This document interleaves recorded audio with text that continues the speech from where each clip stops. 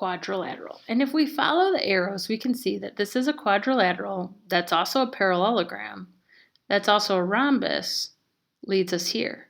But we can follow another path to get there too. A quadrilateral, that's a parallelogram, that's a rectangle. So this last shape is actually also a rhombus, also a rectangle, also a parallelogram, and also a quadrilateral. It meets the definitions of all those things. So it's going to have 4 sides. It's going to have 2 sets of parallel lines. All the sides are going to be equal, and it's going to have 4 right angles. Can you picture it in your head? Hopefully you already know what that shape is called. But this shape has 4 equal sides and 4 right angles. The equal sides makes it a rhombus. The 4 right angles makes it a rectangle. And because it's both a rectangle and a rhombus, it's also a parallelogram and it's also a quadrilateral. This is called a square.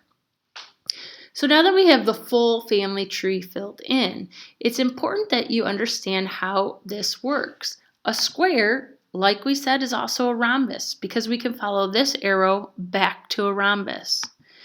And then we can follow this arrow and say it's a parallelogram. And we can follow this arrow and say that it is a quadrilateral. We can also follow this arrow and say that it's a rectangle.